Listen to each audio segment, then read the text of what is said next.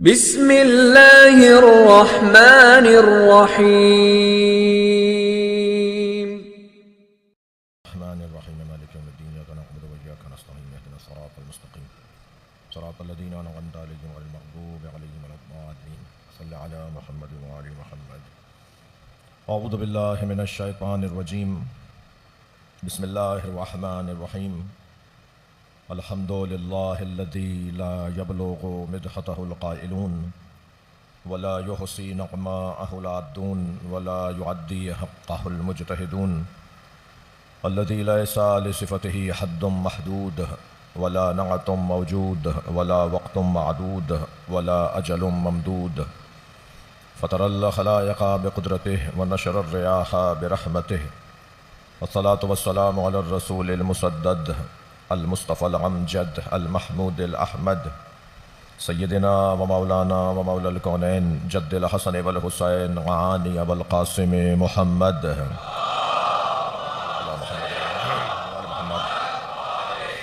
وآلہ الطیبین الطاہرین المعصومین الذین قال اللہ انما یرید اللہ لیذہب عنکم الرجس اہل البیت ویطہرکم تطہیرا.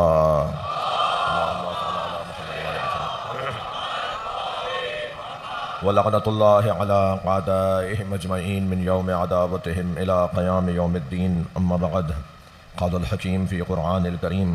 بسم اللہ الرحمن الرحیم. انما المؤمنون اخوة فاصلحوا بین اخویکم واتقوا اللہ لعلکم ترحمون. صلوات.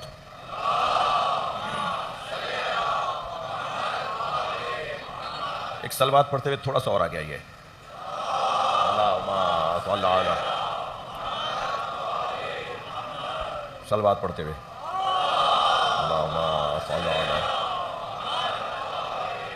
نعرہ تکبیر، نعرہ تکبیر، نعرہ رسالت، نعرہ رسالت، نعرہ حیدری، نعرہ حیدری. بر محمد و آل محمد صلوات. اللہم صل علی محمد و آل صلی محمد. علی محمد و آل محمد. عظمت چاردہ معصومین پر بآواز بلند نعرہ صلوات. اللہم صل علی محمد و آل محمد. انما المؤمنون اخوہ. مومنین آپس میں بھائی بھائی ہیں. یہ دستور ہے، یہ لاہ عمل ہے، یہ حکم ہے. یہ مسلمان خاص طور پر مومن کی زندگی کا اصول ہے. اصول نہیں توڑے جاتے، حقائق کو تبدیل نہیں کیا جاتا. پالیسیاں دو طرح کی ہوتی ہیں، کچھ وقتی عارضی اور کچھ دائمی. مسلمانوں کی دائمی پالیسی یہ ہے کہ اللہ نے مسلمانوں کو ذلیل ہونے کے لیے پیدا نہیں کیا. اب اس ہدف تک پہنچنے کے لیے جو پالیسیاں بنیں گی وہ تبدیل ہو سکتی ہیں. کبھی کوئی طریقہ اپنایا جائے گا، کبھی کوئی طریقہ اپنایا جائے گا. یہ بھی جو اعلان قرآن مجید میں اللہ نے انما المؤمنون اخوہ، مومن مومن کا بھائی ہے، یہ دائمی پالیسی ہے، یہ مستقل پالیسی ہے. ایسا نہیں ہوگا کہ یہ نبی کے زمانے میں مومن مومن کا بھائی تھا اور پھر آج مومن مومن کا بھائی نہیں ہے. یہ قانون ہے، یہ فیصلہ ہے، یہ اللہ کا حکم ہے. وہ پوچھ کر ہم سے مشورہ کر کے پالیسی نہیں بنا رہا، اس نے پالیسی دے دی ہے. پہلے طے کرو، لا الہ الا اللہ پڑھ لیا، محمد الرسول اللہ پڑھ لیا، علی ولی اللہ پڑھ لیا. اگر اللہ رسول اور مولا علی کی ولایت کو مان لیا تو پھر مومن مومن کا بھائی ہے. اب یہ نہیں ہوگا وہ ایسے ہیں، وہ تو یہ کرتے ہیں، وہ تو وہ کرتے ہیں، وہ تو یہ کرتے ہیں. مولانا آپ کی تو مجلسوں میں اتنا زیادہ مسلمانوں سے اتحاد کی بات اور سنی شیعہ پیار کی بات اتنی زیادہ ہو گئی ہے کہ ہمیں تو گھبراہٹ ہو رہی ہے کہیں آپ شیعوں کو ہی نہ کہہ دیں کہ آپ سنی ہو جاؤ. میں ان جوانوں کو جواب دے رہا ہوں. ایک صلوات پڑھیں ذرا محمد. اللہم صل علی. یہ جو 1400 سال بعد والا سنی اور 1400 سال بعد والا شیعہ ہے نا، یہ 1400 سال کا، البتہ میں تھوڑا سا حق دوں گا اپنے قبیلے کے لوگوں کو کہ ہمارا 1400 سال کا فاصلہ نہیں ہے، ہمارا 1400 سال کا فاصلہ نہیں ہے، ہمارا 1100 سال کا فاصلہ ہے. سارے مسلمان نبی سے 1400 سال بعد آئے ہیں. آج کا مسلمان نبی سے 1400 سال بعد آیا ہے، مگر علی والے 1100 سال بعد آئے ہیں. اس لیے کہ ائمہ اہل بیت خود نبی جیسے تھے. ہمارے نزدیک ائمہ اہل بیت کو سوائے نبوت کے عظمتوں میں، فضیلتوں میں، علم میں، تقوی میں، قرب الہی میں اولنا، آخرنا، اوسطنا، کلنا محمد کا درجہ حاصل ہے. صلوات پڑھیں محمد و آل محمد. تو ہمارے پاس نبی کے زمانے کی چیزیں زیادہ ہیں. یہ دعویٰ ہے میرا، ہمارے پاس نبی کے زمانے کی چیزیں زیادہ ہیں، ہمارے پاس ذخیرہ زیادہ ہے. یہ ہمارا دعویٰ ہے، اور یہ دعویٰ ہی نہیں ہے، دلیل بھی ہے. اور دلیل یہ ہے کہ ایک انسان 63 سال کی زندگی گزار کے شخصیت جائے، وہی شخصیت اگر 255 سال تک زندگی گزارے تو اس کی جو 63 سال کی زندگی کے جوہر ہیں، پیغامات ہیں، اصول ہیں، سیرت ہے، احادیث ہیں، رہنمائی ہے، ہدایت ہے، وہ زیادہ ہوگی 63 سال میں یا 250 سال میں ہوگی؟ اس کی جو زندگی کے پیغامات ہوں گے، پہلو ہوں گے، طور طریقے ہوں گے، انداز زندگی ہوگا، وہ 63 سال میں زیادہ ملیں گے یا 255 سال میں زیادہ ملیں گے؟ 255 سال میں زیادہ ملیں گے نا. ہم مسلمان بھائیوں کے نسبت موٹا سا یہ فرق رکھتے ہیں، مسلمان بھائیوں کے پاس آئیڈیل زندگی 63 برس کی ہے، ہمارے پاس 250 سال کی ہے. صلوات پڑھیں ذرا محمد و آل محمد. اور کوئی اگر کہے کہ صاحب آپ کے پاس اس گھرانے کی تعلیمات زیادہ ہیں، آپ کے پاس معلومات زیادہ ہے، تو کوئی نتیجہ، کوئی فائدہ، کوئی دلیل؟ تو میں ان سے کہوں گا کہ اگر تمہیں اس گھرانے کی معلومات ہمارے پاس زیادہ ہیں، اس کی دلیل چاہیے، تو ابھی 100 دن پہلے ایک مرد کی زندگی دیکھو کہ وہ زندہ بھی رہا تو مرد بن کے گیا بھی ہے مردانگی کے ساتھ. صلوات پڑھ لیں محمد و آل محمد. سارا عالم اسلام، ساری دنیا اس وقت جس بات پر معترف ہے، وہ اس بات پر معترف ہے کہ اگر تمہیں دیکھنا ہے کہ مسلمان کو کیسا ہونا چاہیے، تو یہ آپ کی اور میری عزت میں اضافہ ہوا ہے. ایک 86 سال کا بزرگ زندہ رہا تب بھی قوم اور ملت کے لیے، دنیا سے گیا ہے تب بھی انسانیت کے لیے. یہ شان، یہ پیغامات، یہ زندگی کا اس مضبوطی کے ساتھ ثابت ہونا. اور جانے والا گیا نہیں ہے. یہ ٹائیوں والے ملا ایسے نہیں مانتے. یہ لال ٹائی والا جو ملا ہے، یہ لال ٹائی والا ملا ایسے ہی نہیں مانا ہے. انہوں نے دیکھ لیا کہ خیبری اور ہیں اور مرہبی اور ہیں. لفظوں کو اور بہتر کر رہا ہوں، حیدری اور ہیں، انتری اور ہیں.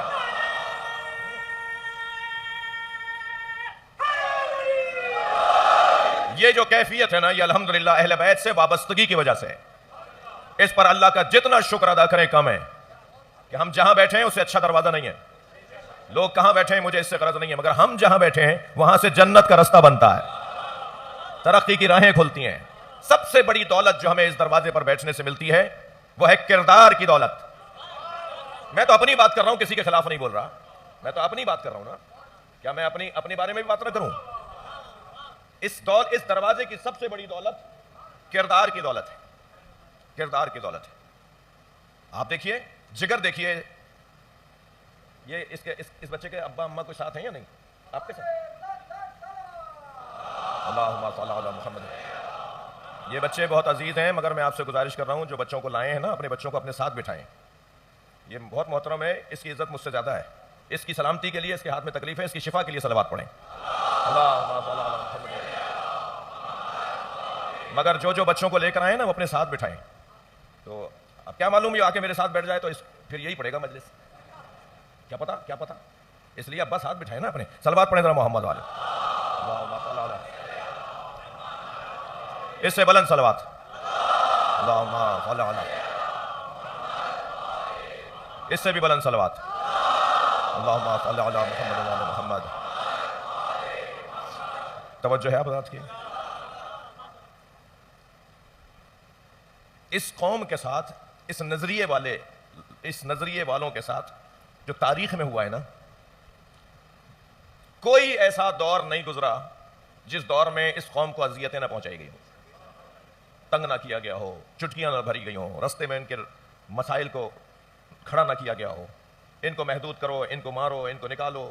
ابھی پچھلے دنوں جو ایک عرب ملک سے ہزاروں کی تعداد میں لوگ نکلے، اور اس سے پہلے آپ، ان ساری باتوں کے باوجود اس منبر کا پیغام کیا ہے؟ ان ساری پریشانیوں کے باوجود اس منبر کا پیغام کیا ہے؟ انما المؤمنون اخوہ. صلوات پڑھ لیں محمد و آل محمد. جگر جگر چاہیے، حوصلہ چاہیے، نظریہ چاہیے، ہدف چاہیے، مقصدیت چاہیے. مقصدیت کے بغیر کوئی ایسا نہیں کر سکتا. جس کے مذہب کا کوئی مقصد نہ ہو، جو کوئی ہدف نہ رکھتا ہو، وہ ایسا نہیں کرے گا. ہمارے علاوہ کوئی اور ہوتا، ہماری جگہ کوئی اور ہوتا تو آج میوزیم میں بھی نام نہیں ملتا. اتنا ہمارے ساتھ ظلم ہوا ہے تاریخ میں. مگر اس ممبر کا پیغام جوانوں نے سر توڑ کوشش کر لی، حتیٰ بعض اوقات بے ادبی اور بدتمیزیاں بھی کیں، شور شرابے بھی کیے. کیا کچھ نہیں کیا کہ کسی طرح اپنے فقہا سے، اپنے مجتہدین سے، اپنے علماء سے بدلہ لینے کا فتویٰ لے لیں کہ ہمیں جیسے مارا جا رہا ہے، جیسے ہمارے ساتھ ہو رہا ہے، ہم بھی ایسے ہی کریں. مگر بدتمیزیاں ہمارے بزرگوں نے قبول کر لیں، مگر فتویٰ نہیں دیا. نہیں، یہ اجازت تمہیں نہیں دیں گے ہم کہ تم بدلہ لو. وہ تمہارے ساتھ جو بھی کرتے رہیں، تمہیں ایسا نہیں کرنا ہے. وہ تمہاری راہ میں رکاوٹیں. کیوں آپ نے کبھی غور فرمایا میرے جوان عزیزوں کہ ساری قوم کو رونے پہ کیوں لگایا ہے؟ ہماری فلاں چیز ایسے، آپ کی میری ایسے، اس کی ایسے، اس علاقے میں ایسا، اس علاقے. مگر کچھ ایسی چیزیں ہیں جو ہمارے علاقائی نہیں ہیں، سب جگہ ایک جیسی ہیں. ان میں سے ایک چیز ہمارے مذہب کا حصہ ہے، گریا. گریا اہل بیت کے مصائب پر، کربلا والوں کے مصائب پر، امام حسین کے مصائب پر. عراق والے ایسا کرتے ہیں، ایران والے ایسا کرتے ہیں، بحرین والے ایسے، ہندوستان والے ایسے، پاکستان، سندھی ایسے، پنجابی ایسے. مگر سب جو مشترکہ طور پر ایک چیز انجام دیتے ہیں وہ ہے گریا.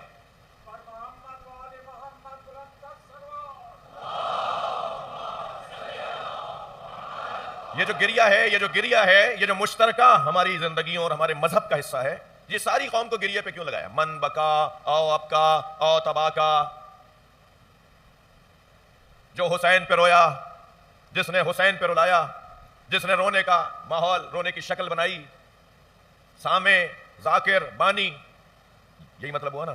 من بکا رونے والے، او تباکا رلانے والا، او ابکا رلانے والا، او تباکا مجلس کا اہتمام کرنے والا، سامع، ذاکر، بانی. تین ہی ستون ہیں نا زداری کے، مجلس کے. آپ کے بغیر میرا کوئی مقصد ہی نہیں ہے. جی البتہ میرے بغیر آپ کا مقصد ہے، یعنی میرا آپ کے بغیر گزارا نہیں ہے، آپ کا میرے بغیر گزارا ہے. آپ میرے محتاج نہیں ہیں. میں ہوں، میں ذاکر، مجھے اپنے آپے میں رہنا چاہیے، مجھے اپنے حدوں میں رہنا چاہیے.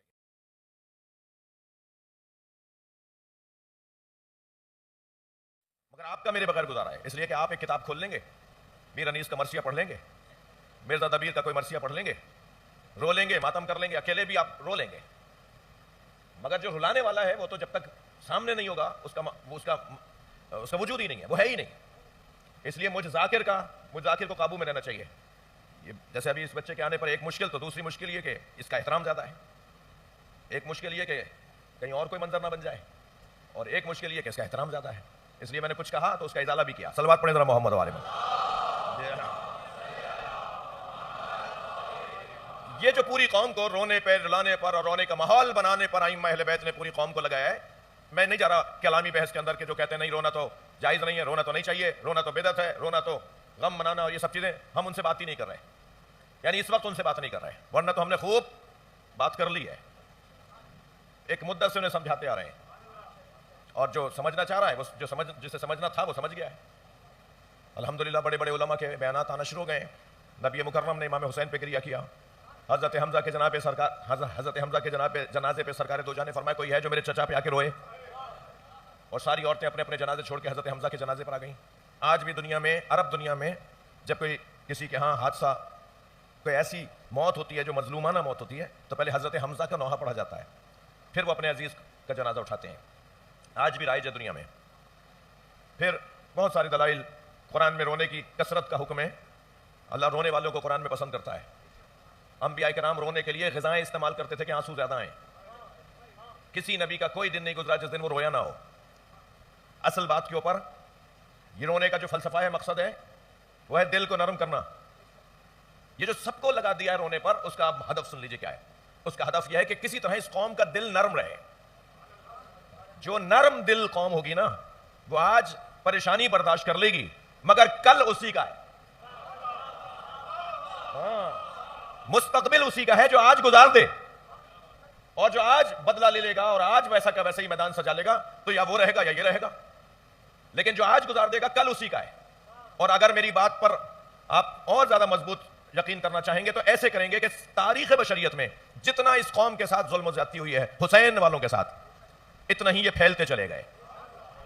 یہ مسجد چھوٹی پڑ رہی ہے، یہ امام بارگاہ آج ابھی نشر پاک سے پڑھ کر آ رہا ہوں، وہ جو عاشور کے دن کا مجمع ہوتا ہے آج وہ مجمع تھا. یعنی اتنے بڑے بڑے میدان چھوٹے پڑ رہے ہیں جی. اور ایسے ہی بقیت اللہ جا رہا ہوں، اطراف کے روڈ رستے ہزاروں لاکھوں لوگ مجلس میں شریک ہونے آ رہے ہیں جی. یہ امام بارگاہ چھوٹے پڑے ہیں، امام بارگاہ چھوٹے نہیں پڑ رہے، حسینیوں میں اضافہ ہوا ہے. ہاں، یہ مسلسل چاہنے والوں میں اضافہ ہو رہا ہے. تو ہم نے کیا کھویا بھائی؟ ہم نے کیا نقصان کیا اپنا؟ برداشت، تحمل مزاجی. ہم نے بدلہ نہیں لیا، ہم نے مقابلہ نہیں کیا. انما المؤمنون اخوہ، مومن مومن کا بھائی ہے.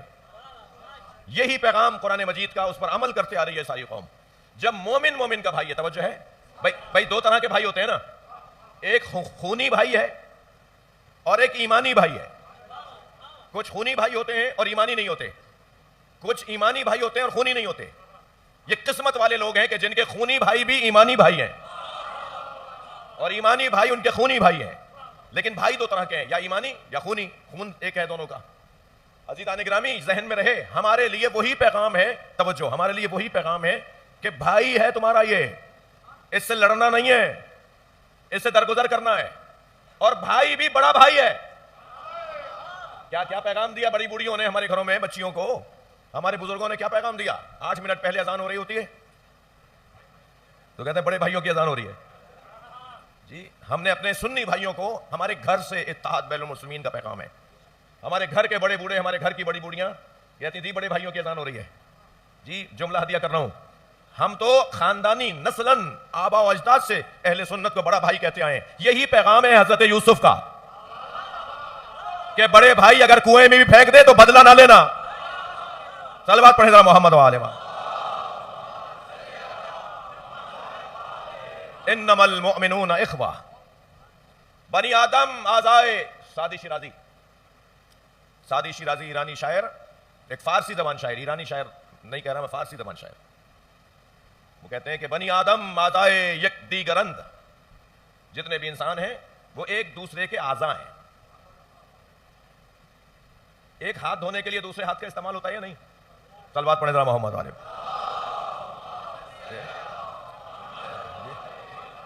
ایک ہاتھ دھونے گئے تھے، دھو کے دکھائیے ایک ہاتھ آپ، جب تک کہ دوسرا ہاتھ مدد نہ کرے.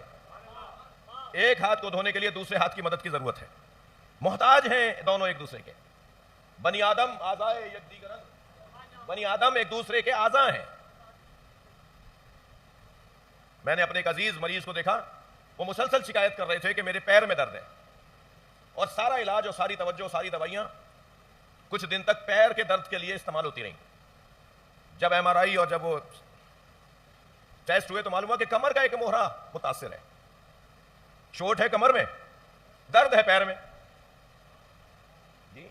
مسئلہ ہے فلسطین میں، پریشان ہے پاکستانی. سمجھ میں آ گیا؟ یہ انسان جتنے بھی ہیں وہ سب اعضائے یک دیگر کی طرح ہیں. بنی آدم اعضائے یک دیگرند کہ در آفرینش زے یک گوہرند. کیوں ایسا ہے بھائی؟ ایک ہی مٹی سے تو بنے، سب کا خمیر ایک ہی ہے. حضرت آدم ہمارے جد، ہمارے دادا، انہیں اللہ نے خاک سے بنایا اور پھر فنفخت فیہ من روحی، اور پھر اللہ نے ان کے اندر اپنی روح ڈال دی. تو ہمارے دادا بھی بدن اور روح سے بنے ہیں، ہم بھی بدن اور روح سے ہیں. ہمارا بدن بھی ہے، ہماری روح بھی ہے. اگر روح نہیں ہوگی تو بدن کسی کام کا نہیں. کہ در آفرینش زے یک گوہرند، چو عضوی بے درد آورد روزگار. سعدی شیرازی کریں کہ اگر زندگی میں کسی ایک عضو میں درد ہونے لگے، چو عضوی بے درد آورد روزگار، کسی ایک عضو میں اگر درد ہونے لگے گا، دیگر عضو ہارا نہ مانت فرار. اگر ایک عضو کے اندر تکلیف ہو تو دوسرے اعضاء بھی بے چین ہو جاتے ہیں. تکلیف آنکھ میں ہے، درد سر میں ہو رہا ہے. ہارٹ اٹیک ہو رہا ہے خدا نہ خواستہ، درد بازو میں ہو رہا ہے. دل بند ہو رہا ہے، پورے بدن میں پسینے آ رہے ہیں. ارے بھائی یہاں تکلیف ہو رہی تھی، پورے بدن پہ پسینے کیوں آ رہے ہیں؟ اس کا مطلب یہ ہوا کہ ایک عضو اگر پریشان ہو تو دیگر اعضاء کو بھی پریشانی ہوتی ہے. اگر یہ کیفیت کسی مومن کے لیے نہیں ہے تو مان لیں وہ انسان نما جانور ہے. یہ قرآن نے کہا ہے. ایسے انسان کو تو اللہ انسان ماننے کو تیار نہیں. بل ہم اضل اولئک کالانعام، اللہ کہہ رہا ہے یہ جانور ہیں، بل ہم اضل، بلکہ جانوروں سے بھی پستر ہیں. ہم ایک دوسرے کے بھائی ہیں اور ہمیں برادری کے ساتھ انما المؤمنون اخوہ کے ساتھ فاصلحوا کو اللہ نے جوڑ دیا ہے، کڑی سے کڑی لگا دی، ایک دوسرے کو جوڑ دیا ہے. بھائی ہو تو ثابت کرو ایک دوسرے کے خیر خواہ ہو، بھائی ہو تو ایک دوسرے کے خیر خواہ ہو. اگر ایک دوسرے کے خیر خواہ ہو تو تم بھائی ہو، اور اگر تم ایک دوسرے کے خیر خواہ نہیں ہو تو تم بھائی نہیں ہو. اور مومن تو مومن کا بھائی ہوتا ہے. اب یا تم بھائی نہیں ہو، یا تم مومن نہیں ہو، یا وہ مومن نہیں ہے. ٹھیک ہے عزیزان گرامی، یہ جو برادری ہے نا، یہ جو مومن کا بھائی، یہ برادری مختلف تشبیہات کے ساتھ ائمہ نے ہماری رہنمائی فرمائی ہے. کبھی فرمایا کہ ایک عمارت میں جیسے خشت ہوتی ہے، اینٹ ہوتی ہے، وہ دوسری اینٹ کے لیے سہارا بنتی ہے، اور وہ دوسری اینٹ تیسری اینٹ کے لیے سہارا بنتی ہے، اور تیسری اینٹ چوتھی اینٹ کے لیے، اور یہ سب مل کے فلاں کے لیے، اور وہ سب مل کے فلاں کے لیے. وہ بظاہر ایک اینٹ نظر آتی ہے مگر پوری عمارت کے لیے اتنی ہی ضروری ہوتی ہے جتنی دوسری اینٹ ضروری ہوتی ہے، جتنا تیسرا پلر ضروری ہوتا ہے، جتنا چوتھا مثلا چھت ضروری ہوتی ہے. یہ سب ایک دوسرے کے محتاج بنائے گئے ہیں. ائمہ اہل بیت نے اس طرح سے ہمیں ایک دوسرے کے ساتھ جڑنے کا حکم دیا ہے. ممکن ہے کوئی جوان مجلس کے بعد یا مجلس سے متعلق ذہن میں سوال لے کر آئے کہ ہمارے یہاں کچھ برادریاں ہیں، امروہہ برادری ہے، سارن والوں کی برادری ہے، جی پنجابی سوداگران کی برادری ہے، لکھنؤ والوں کی برادری ہے، مثال کے طور پہ میو برادری ہے، مثلا گجر برادری ہے. اب میں نے آپ کے ہاتھ میں نام دے دیے. ایسے 85 اس ملک کے اندر برادریاں ہیں. یہ برادری بن کر زندگی گزارنا اچھی بات ہے؟ کہیں سے اس کی تائید ملتی ہے؟ یہ برادری بنا کر زندگیاں گزارنا، خاندانوں کو ایک زبان والے، ایک علاقے والے، کیا اس پر ہمارے پاس کوئی دلیل ملتی ہے؟ ملتی ہے. بلکہ میں لفظ کہوں کہ آج کی اس مجلس کا شاید پیغام بھی میرا روشن پیغام یہ ہو کہ برادری بن کے رہو. دلیل اس کی یہ ہے کہ نبی نے کہا ہے کہ مومن مومن کا بھائی ہے. یہ برادری جتنی آپ مضبوط بنائیں گے اتنا بھائی ہونا مضبوط ہوگا. اچھا پھر سرکار نے بھی یہ کام کیا نا، نخیلہ کے مقام پر معاف کیجیے گا ہجرت کے بعد مدینہ منورہ جب آپ تشریف لے آئے تو ایک مقام پر آپ نے سارے مسلمانوں کو جمع کیا اور وہاں آپ نے مواخات برادری بنائی. کچھ کسی کو کسی کا بھائی بنایا. ایسا نہیں تھا کہ جس کا بھائی حضرت نے نہیں بنایا ہے وہ اس کا بھائی نہیں تھا. مثلا امروہہ والے سارن والوں کے ساتھ علیحدہ برادریاں، گجر اور میو برادری مثال کے طور پر، یہ میمن برادری اور گجراتی برادری. اس کا یہ مطلب نہیں ہے کہ اگر میمن ایک ساتھ مل کر کام کر رہے ہیں تو یہ گجراتیوں کے دشمن ہیں. یہ ہرگز نہیں ہے. یہ کام تو نبی نے کیا ہے. اس کے جو خطرات ہیں انہیں کیسے سنبھالنا ہے وہ عرض کر رہا ہوں آپ سے. نبی نے نخیلہ کے میدان میں ہر ایک صحابی کو دوسرے صحابی کا بھائی بنایا، اور یہ بھائی جو بنایا نا یہ مزاجوں کے مطابق بنایا. جس کا جیسا مزاج تھا نا اسی جیسے کو ڈھونڈ کے اس کا بھائی بنایا.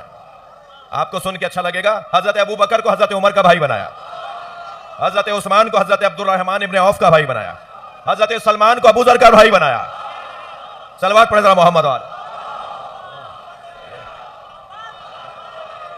حضرت طلحہ کو حضرت زبیر کا بھائی بنایا، حضرت مصعب کو ابو ایوب انصاری کا بھائی بنایا، حضرت حمزہ کو زید ابن حارث کا بھائی بنایا، ابو دردہ کو بلال حبشی کا بھائی بنایا، جعفر طیار کو معاذ ابن جبل کا بھائی بنایا، مقداد کو عمار کا بھائی بنایا، حضرت عائشہ کو حضرت حفصہ کی بہن بنائی.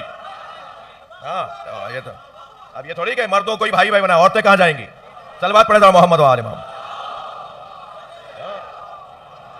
اور بلند صلوات نبی کی ذات پر. خواتین میں بھی حضرت نے بہنیں بنائی ہیں. اور پھر آپ دیکھیے تو صحیح منظر کیا بن رہا ہے. حضرت ام سلمہ کو حضرت صفیہ کی بہن بنایا، حضرت عبداللہ کو عبداللہ ابن عمر کو عمر ابن جمو کا بھائی بنایا. اور یہ جو دو آخری میں نے نام یعنی اب جو نام لیا ہے عبداللہ ابن عمر کو عمر ابن جمو کا بھائی بنایا. اتنا گہرے بھائی ہو گئے تھے یہ دونوں کہ جنگ احد میں جب یہ شہید ہوئے تو نبی نے فرمایا ایک ہی قبر میں دونوں کو دفناؤ. ہاں ان دونوں کو سرکار نے ایک قبر میں دفنایا، دونوں شہید ہوئے تھے. بھائی ہونے کا کیا منظر ہے. سب کو سب کا بھائی بنایا. اکیلے علی رہ گئے تو مولا کائنات بار بار نبی کو دیکھ رہے تھے. جب سب تقسیم ہو گئے کہ تم اس کے ہو تم اس کے ہو، تو اس سے پہلے کہ علی کچھ کہیں، مولا نبی نے فرمایا علی تم سوچ رہے ہو کہ میں نے تمہیں کسی کا بھائی نہیں بنایا، یا علی انت اخی فی الدنیا والآخرہ.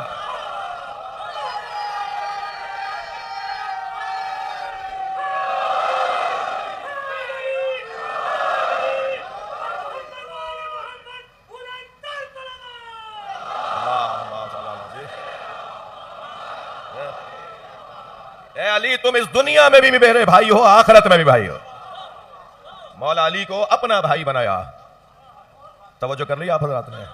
وہ دونوں بھائی تو ایک قبر میں لٹائے گئے، یہ دونوں بھائی ایک بستر پہ سوئے. شب ہجرت آدھی رات نبی سوئے، آدھی رات علی. یہ منظر بنتا رہا. اور پھر ایک حدیث ہدیہ کر رہا ہوں آپ کو. جی بھائی سبحان اللہ کہنے پہ پابندی نہیں ہے. صلوات پڑھیں محمد والے محمد صلوات صلی علی محمد والے محمد. حدیث جو لوگ مولا اور ائمہ اور اہل بیت کے اور سرکار دو جہاں کے کچھ فضائل سننے کے بعد ان سے ان کے گلے سے ان کے حلق سے اترتا نہیں ہے یہ کیسے ہوگا، یہ کیسے ہوگا، یہ کہاں سے ہو گیا، یہ مولانا نے کہاں سے بات پڑھ دی، یہ کیسے ممکن ہے. میں ان سے کہہ رہا ہوں کہ ان ہستیوں کے دو پہلو ہیں، ان کی دو حیثیتیں ہیں، ان کی دو کیفیتیں ہیں. ایک کیفیت ان کی بدنی ہے اور بشری ہے، ایک کیفیت ان کی مانوی ہے اور نورانی ہے. وہ جو نورانی کیفیت ہے نا ان کی، اس کی کوئی عمر مجھے اور آپ کو نہیں پتا. سن 30 عام الفیل 13 رجب کو مولا علی خانہ کعبہ میں آئے. یہ مولا علی کے بدن کی ولادت ہے، مولا علی کے نور کی ولادت نہیں ہے. مولا علی کا نور کب سے ہے یہ میرا اور آپ کا کام ہی نہیں ہے جاننا. میری یہ وادی نہیں ہے بھائی. میں اگر اس وادی میں جاؤں گا تو یہ کہیں نہ کہیں بھٹک جاؤں گا. مجھے تو جتنا بتایا گیا اتنا ماننا ہے. اب جو بتایا گیا ہے وہ میں سنا رہا ہوں. توجہ چاہوں گا آپ سے. سرکار دو جہاں فرماتے ہیں قال رسول اللہ، حدیث سنا رہا ہوں آپ کو. قال رسول اللہ مکتوب علی باب الجنہ، تھکے ہوئے تو نہیں ہے، جنت کے دروازے پہ لکھا ہوا ہے لا الہ الا اللہ محمد الرسول اللہ علی اخو رسول اللہ. جنت کے دروازے پہ لکھا ہوا ہے لا الہ الا اللہ محمد الرسول اللہ علی رسول اللہ کے بھائی. نبی یہ کہہ کر ایک لمحے کے لیے رکے، فرمایا قبل ان یخلق اللہ السماوات والارض بألف الف سنہ. اور یہ جو لا الہ الا اللہ محمد رسول اللہ علی اخو رسول اللہ لکھا ہوا ہے، یہ آسمانوں اور زمینوں کی خلقت سے 20 لاکھ سال پہلے لکھا تھا. 2 ملین. صلوات پڑھیں محمد و آل محمد.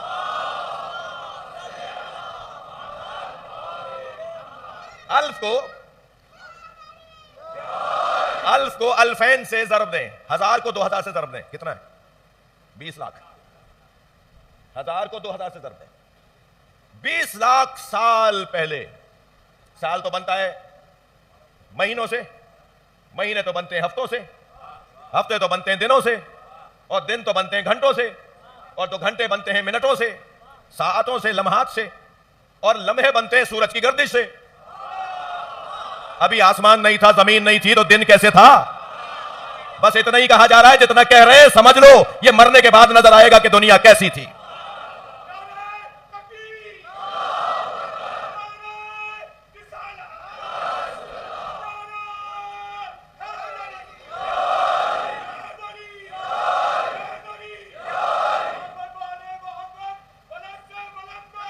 صلوات. 20,000 20 لاکھ سال پہلے. الف سنہ. 2000 سال کو 1000 سال سے نسبت دی ہے نبی نے. اتنے پہلے دروازے پہ لکھا ہوا ہے. ہاں اللہ نے 20 لاکھ سال پہلے لکھ دیا دروازے پہ علی کا نام. آج کا ملا کہہ رہا ہے علی کا نام سنتا ہوں تو نکاح باطل ہو جاتا ہے. جنت میں کیسے جاؤ گے؟ صلوات پڑھیں محمد و آل محمد. بغیر مولا علی کے جنت کی خوشبو بھی نہیں سونگھ سکے گا. مولا علی علیہ السلام کی محبت کے بغیر جنت کی خوشبو بھی نہیں آئے گی. توجہ کر لی. برادری بن کے رہنا یہ سنت نبی ہے، مگر ہر چیز اگر اپنی حدوں سے باہر نکلے تو وہ فساد کا سبب ہوتا ہے. وہ ذاتاً غلط نہیں ہے، وہ حدوں کو پھاند رہا ہے، وہ سرخ بتیوں کو توڑ رہا ہے، وہ اپنی حدوں کو توڑ رہا ہے، اس لیے فساد ہو رہا ہے. تو اگر کوئی ایسا نہیں کر رہا تو پھر اس کی مذمت کیوں ہوگی، کیوں اس کے خلاف بات ہوگی؟ بات تو یہ ہوگی کہ بھائی برادری برادری بن کے رہو، مگر دوسری برادری کو کمزور نہ بناؤ. اپنی برادری کو مضبوط بناؤ، مگر دوسری برادری، ضروری نہیں ہے یہ، ممکن ہے کوئی کہے مولانا یہ تو ہوگا، نہیں ہوگا، ایسا ضروری نہیں ہے کہ کوئی اپنی برادری کو مضبوط کر رہا ہو اس وجہ سے دوسری برادری کمزور ہو جائے، یہ ضروری نہیں ہے. یہ کنٹرول ہو سکتا ہے، یہ ممکن ہے کہ ہم اپنی برادری کو مضبوط بنائیں اور دوسری برادری کمزور بھی نہ ہو، یہ ممکن ہے. تعصب اگر کسی کے دل میں بال برابر بھی کسی مومن سے تعصب ہوگا تو معصوم فرما رہے ہیں ہم اس کی شفاعت نہیں کریں گے. میں پنجابی، سندھی، پختون، اردو اسپیکنگ، فارسی زبان بعد میں ہوں. میں پہلے مسلمان ہوں، پہلے مومن ہوں، پہلے حیدری ہوں، پہلے علوی ہوں، پہلے حسینی ہوں.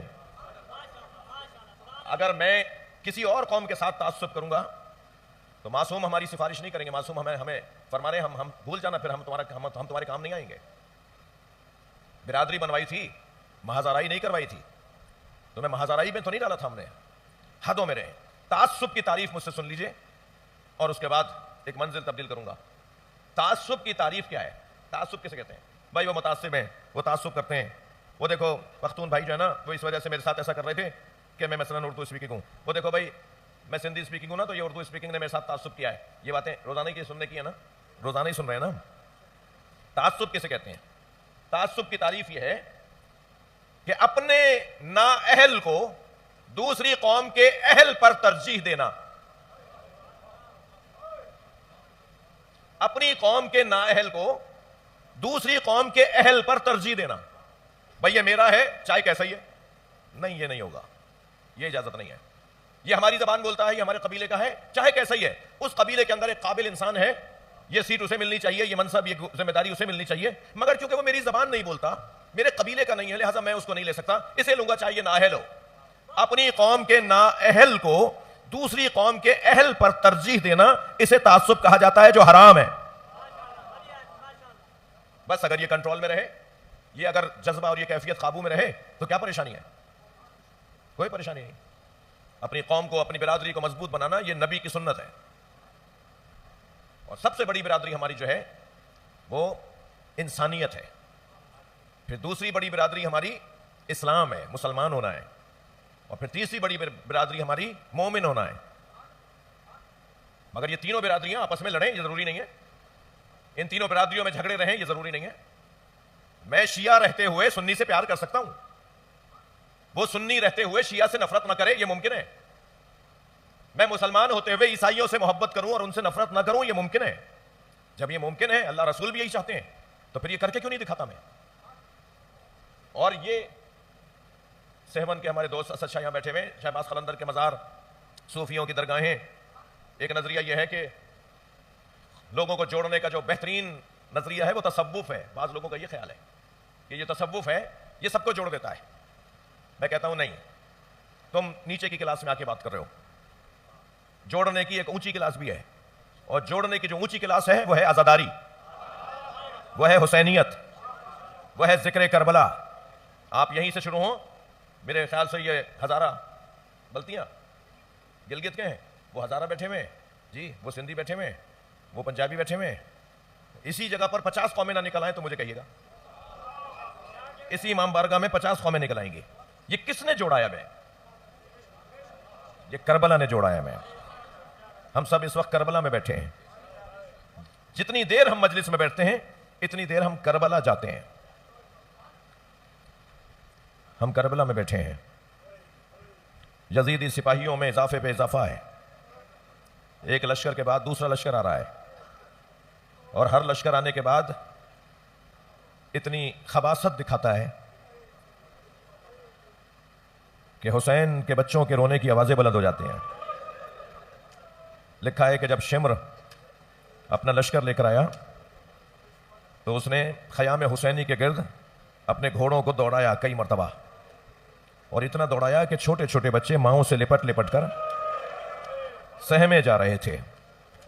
اجرکم اللہ. لشکر پہ لشکر، سپاہ پہ سپاہ، یزیدی سپاہ میں اضافے پہ اضافہ ہوتا جا رہا تھا. کہ جناب زینب امام حسین کے سامنے آ کے بیٹھی اور کہا بھائی دشمن کے تو لشکر پہ لشکر بڑھ رہا ہے، آپ کا کوئی مددگار نہیں ہے۔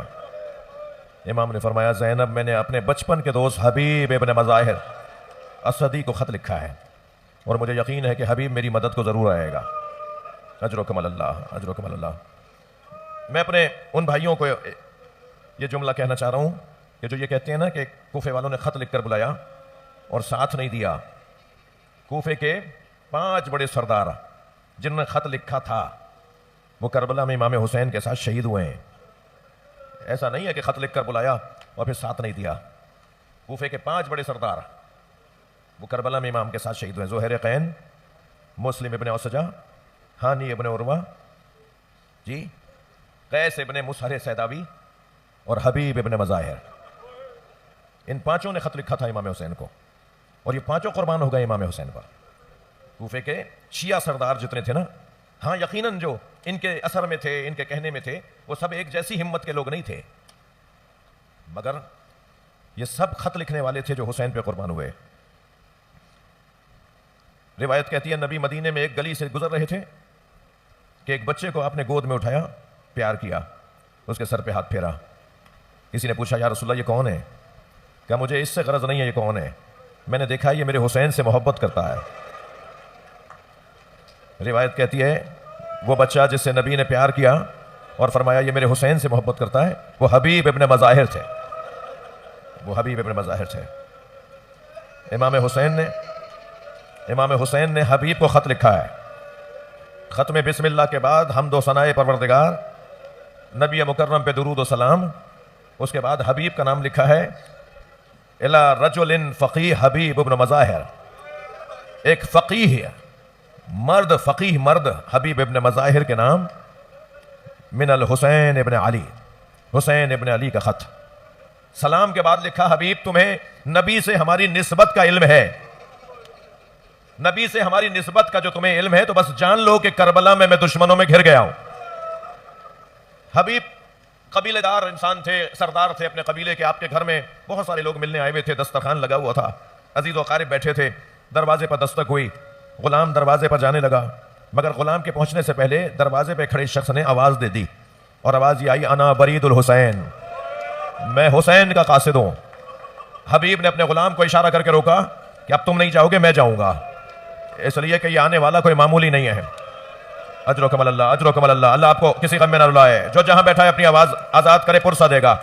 حبیب جو دروازے پر گئے تو امام حسین کا قاصد خط لیے کھڑا تھا، پہلے تو اس کو ادب سے سلام کیا، خیریت پوچھی، پھر خط لیا، آنکھوں سے لگایا اور پھر حبیب نے اسے پڑھنا شروع کیا۔ تو حبیب کو اس میں امام نے یاد کیا تھا کہ حبیب ہم کربلا میں دشمن میں گھر چکے ہیں، تمہیں آگاہ کر رہا ہوں۔ حبیب نے اس خط کو اپنے غلام سے کہا اس قاصد کو فلاں جگہ بٹھاؤ، ان کا احترام کرو، انہیں کھانا کھلاؤ، انہیں بستر دو، اور پھر گھر میں داخل ہوئے تو سنیں گے عزادارو جتنے بھی عزیز وہاں پہلے سے بیٹھے تھے نا، ان سب نے حبیب کے چہرے کو بدلتے دیکھا۔ حبیب کے چہرے پہ غم کے آثار تھے اور اتنے دکھی تھے چہرے سے کہ ان سارے رشتہ داروں نے کہا حبیب کوئی خاص پیغام ہے، ہمیں اجازت دو کہ ہم چلے جائیں۔ اور حبیب نے انہیں جانے دیا۔ اپنے مولا کے امر پر، اپنے مولا کے امر کو اپنے امر پہ ترجیح دینا، یہ تشیع کی ایک شرط ہے۔ خط پڑھتے ہوئے اندر آ رہے ہیں، زوجہ نے بڑھ کے پوچھا کیا لکھا ہے؟ بتایا کہ حسین نے یاد کیا ہے، کربلا کا میدان ہے، دشمنوں کا نرغہ ہے، سپاہیوں پہ سپاہی بڑھتے جا رہے ہیں، اور اے میری زوجہ حسین کے ساتھ زینب بھی ہیں۔ یہ تو سارے ماحول کو پتا تھا، یہ سب کو پتا تھا کہ حسین بچوں کے ساتھ گئے۔ تو زوجہ حبیب نے کہا پھر کیا ارادہ ہے؟ تو بس ایک جملہ کہا ضعیف ہو گیا ہوں، بوڑھا ہو گیا ہوں، میں سوچ رہا ہوں کہ میں کیا کروں گا۔ تو اس بی بی نے کچھ نہیں کہا، 2 قدم آگے گئی، سر پہ چادر لی اور برابر میں آ کے کھڑی ہوئی اور کہنے لگی پھر مجھے جانے دو۔ حبیب کی آنکھوں میں آنسو آ گئے، اللہ رے غربت حسین، حسین پہ خواتین بھی رحم کھا رہی ہیں۔ اجرکم اللہ، اجرکم اللہ۔ کہا نہیں یہ کیسے ممکن ہے کہ حسین مجھے بلائیں اور میں حسین کی مدد کو نہ جاؤں۔ اپنے غلام کو بلایا، کہا گھوڑا تیار کر اور فلاں جگہ جا کے کھڑا ہو جا، حالات غیر مساعد ہیں۔ غیر محسوس رستوں سے، غیر مانوس رستوں سے ہوتے ہوئے حبیب اپنے غلام اور گھوڑے تک پہنچے۔ کیونکہ پہنچنے میں تاخیر ہوئی تو غلام گھوڑے سے کہہ رہا تھا کہ اگر کچھ دیر اور میرا مالک نہ آیا تو میں تیری پشت پہ بیٹھ کر فرزند زہرا کی مدد کو جاؤں گا. حبیب نے کہا اللہ نے غربت. اپنے غلام کو آواز دے کر کہا تو نے میرے مولا سے محبت کا اظہار کیا ہے, جا اسی بات پر میں نے تجھے آزاد کر دیا. غلام پیروں میں گر گیا. مالک ساری زندگی آپ کی خدمت کی, اب نبی زادے کی خدمت کا وقت ہے, اب علی و بطول کے بچوں کی خدمت کا وقت ہے, مجھے آزاد نہ کریں, مجھے ساتھ لے جائیں. حبیب نے اپنے غلام کو ساتھ لیا, کربلا کی طرف روانہ ہوئے, اور جیسے ہی کربلا کے حدود میں حبیب کی سواری داخل ہوئی, امام کو خوشبو آنا شروع ہوئی. فرمایا بہن زینب کو بتا دو میرا لشکر آ گیا ہے. حبیب کے آنے کو امام حسین نے لشکر کے آنے سے تعبیر کیا, اور جناب عباس سے فرمایا عباس علی اکبر آؤ چچا حبیب کا استقبال کریں. آگے بڑھ کر امام حسین نے گلے سے لگایا. رونے والوں ایک جملہ کہہ دوں, پورے واقعہ کربلا میں یا حسین عباس سے مشورہ کرتے تھے یا امام حسین حبیب سے مشورہ کرتے تھے. ہمیشہ کہتے تھے حبیب کو بلاؤ, ہمیشہ کہتے تھے عباس تم کیا کہہ رہے ہو. یا حضرت یعنی بنی ہاشم میں مولا عباس کو جو امام حسین نے مقام دیا تھا نا, اصحاب میں وہ مقام حبیب کا تھا. اور جب حبیب کو گلے لگایا, استقبال ہوا, مرحبا آفرین کی صدائیں بلند ہوئیں. خیموں کے قریب آئے نا تو ایک خیمے سے جناب فضہ باہر آئے, اور امام حسین سے آ کر بی بی نے کچھ کہا. امام نے فرمایا اماں تم خود کہہ دو. تو جناب فضہ نے آگے بڑھ کر کہا حبیب تمہیں زینب نے سلام کہا ہے. حبیب نے سر سے امامہ پھینک دیا. اللہ رے غربت, نبی زادیاں ہم اجنبیوں کو سلام بھیج رہی ہیں. کتنا سہارا ملا بی بی زینب کو. عاشور کا دن آ گیا.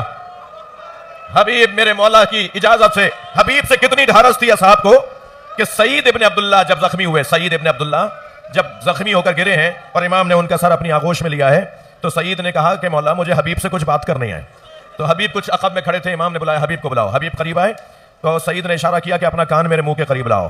تو حبیب بیٹھ گئے, اپنا کان ان کے منہ کے قریب رہ گئے. تو کانپتی ہوئی آواز میں سعید کہنے لگے حبیب حبیب حسین کو اکیلا چھوڑ کے نہ جانا, میرا مولا غریب ہوتا جا رہا ہے.